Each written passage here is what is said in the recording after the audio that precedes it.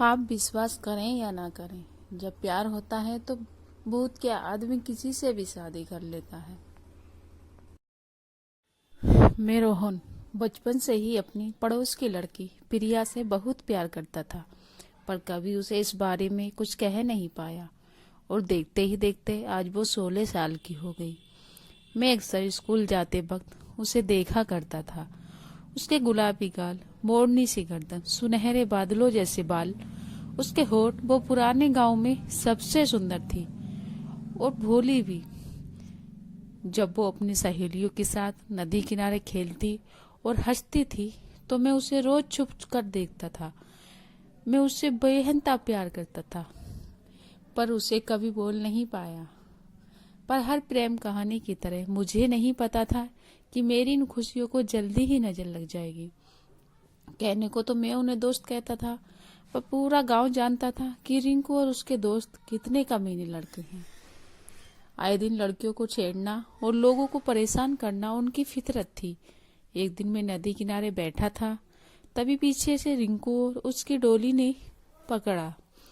रिंकू बोला, क्या वे रोहन, क्या कर रहा है यहाँ पर? मैंने कहा, कुछ नहीं रिंकू। तभी रिंकू ने कहा कि आज मैंने प्रिया को देखा, बहुत मस्त लग रही थी। सुनते ही मेरे शरीर में आग सी लग गई। फिर रिंकू बोला, यार मुझे प्रिया चाहिए। बाकी लड़के भी यही कहने लगे। मैं सब सुनकर मेरा मगज गर्म हो रहा था। तभी रिंकू बोला, रोहन तू क्या सोचता है?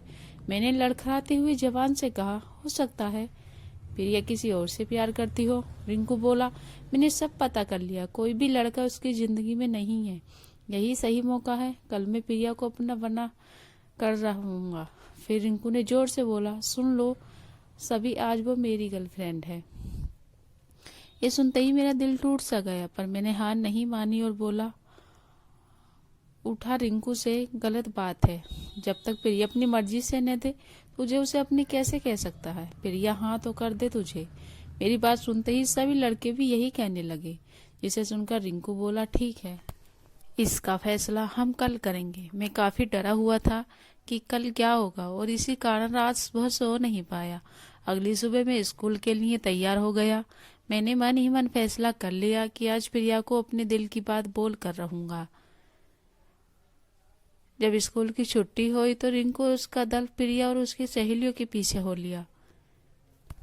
मैं भी रिंकू के पीछे चलने लगा। काफी देर चलने के बाद जब काली कब्रिस्तान आया तो रिंकू अचानक से प्रिया के सामने आकर उसे रोकने लगा। मैं ये सब देख रहा था। प्रिया ने रिंकू को रोकने का कारण बताया तो रिंकू ने उससे सारा हाल कह डाला। तब तक मैं भी वहां आ पहुंचा। मैं प्रिया और रिंकू देख रहा था, प्रिया भी मुझे देखने लगी। तभी प्रिया ने कहा कि मुझे मंजूर है। ये सुनते ही मेरे पैरों तले जमीन खिसक गई। मेरा सब कुछ लुट गया। क्या मेरे बचपन का प्यार लुट जाएगा? तभी प्रिया बोली कि मेरी एक शर्त है और अगर तुम वो पूरी कर सको तो मैं तुम्हारी। रिंकू बोला, मैं कुछ भी कर सकता हूँ। तब प्रिया बोली कि तुम्हें कुछ लाना होगा। रिंकू ने कहा, क्या लाना है? प्रिया बोली, सामने काली कब्रिस्तान है, ठीक रात 12 बजे तुम्हें वहां से एक लेटर लाना है और अगर वो लेटर तुम ले आए तो मैं तुम्हारी। मैं और रिंकू दोनों ये बात सुनी। फिर ये सुनते ही रिंकू का चेहरा सफेद पड़ गया। कुछ ही देर की खामोशी के बाद रिंकू बोला, मैं करूँगा। प्रिया बोली, ठीक है, फिर मिलते हैं लेटर के साथ। प्रिया ने मुझे देखा और हंसते हुए बोली, तुम भी आ जा सकते हो रोहन।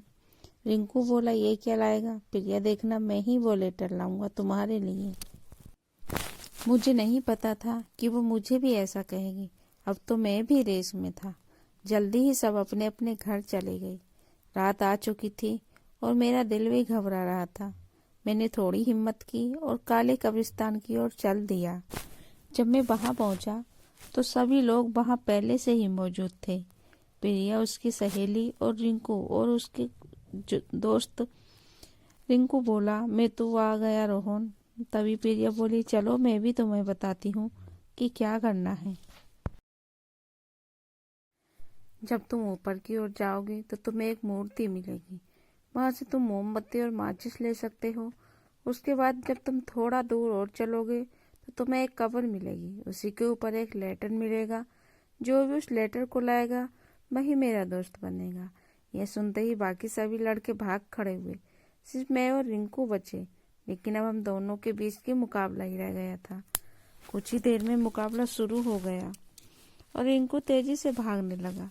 रात का वक्त था और चारों ओर अंधेरा, सिर्फ चांद की रोशनी के कारण कुछ कुछ नजर आ रहा था। मैं भी जोश में था और रिंकू को टक्कर दे रहा था। तभी एक सांप निकलकर मेरे आगे आ गया और इसका फायदा उठाकर रिंकू आगे निकल गया और मूर्ति तक पहुंचकर मोमबत्ती उठा ली। जैसे तैसे मैं सांप से बचा और जब मैं मूर्ति तक पहुंचा, देखा वहां कोई और मोमबत्ती नहीं थी। अब मेरे पास कोई और सहारा नहीं था। करो और मरो की बेल आ चुकी थी। इसलिए अंधेरे में ही उस कब्र को और निकल पड़ा। मुझे अपने प्यार पर भरोसा था। तभी मैंने रिंकी की चीख सुनी। वो चिल्ला रहा था, भागो चुड़ैल चुड़ैल। ये सुनते ही मेरे हाथ मैंने देखा रिंकू तेजी से मेरी ओर भागते हुए आ रहा था और अचानक मेरी ओर रुकते हुए बोला, रोहन भाग, यहाँ चुड़ैल है।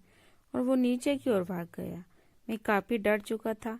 मैं भी ऐसा कैसे भाग जाता। मुझे हर बार प्रिया का ख्याल आ रहा था। मैं किसी भी कीमत पर उसे अपना प्यार साबित करना चाहता था। इसलिए मैं कब्र की तरफ बढ़ने लगा। काफी देर चलने के बाद मुझे वो कब्र नजर आई, पर मेरा चेहरा पीला पड़ गया जब मैंने उस पर एक लड़की को बैठा देखा। उसके बाल काफी लंबे और वो गर्दन झुकाकर वहां बैठी हुई थी। मेरे पैर काम करना बंद कर चुके थे। मैं काफी देर तक वहीं खड़ा रहा। मुझे बार बार प्रिया का चेहरा याद आ रहा था। मैंने थोड़ी हिम्मत इकट्ठी की और कब्र के पास जाकर उस चुड़ैल को दबती आवाज में बोला, जी आपने यहाँ कोई लेटर देखा है? चुड़ैल कुछ नहीं बोली। मैंने अपनी बात फिर दोहराई, पर इस बार उसने पास आने का इशारा किया। मैं डरते डरते उसके पास पहुंचा। तभी मैंने कहा, देखो मुझे मत खाना। दरअसल मैं एक लड़की को बचपन से बहुत प्यार करता हूँ। उसका नाम प्रिया है और उसी के लिए मैं यहाँ तक आया हूँ। तभी चुड़ैल ने कहा, तो अब तक मुझे बताया क्यों नहीं?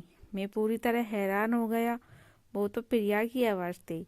तभी चुड़ैल ने अपने बालों को ऊपर किया और मेरा दिल रुक सा गया। वो प्रिया ही थी जो चुड़ैल बनी हुई थी। मैं पूरी तरह हैरान था कि अब क्या करूं। मैं बस प्रिया को देख रहा था और प्रिया मुझे। तभी हम दोनों को कोई आवाज सुनाई दी। एक बड़ा काला साया हमारी ओर आ रहा था। ये देख प्रिया ने मेरे हाथों को पकड़ लिया और मैंने भी प्रिया को पकड़ लिया। देखते ही देखते वो काला साया करीब आने लगा और अचानक एक तेज रोशनी हमारे चेहरे पर पड़ी। वो साया बोला, कौन है यहाँ पर? वो कोई और नहीं, कब्रिस्तान का चौकीदार था। उसे देखते ही मैं और प्रिया तेजी से भाग खड़े हुए। हम काफी देर तक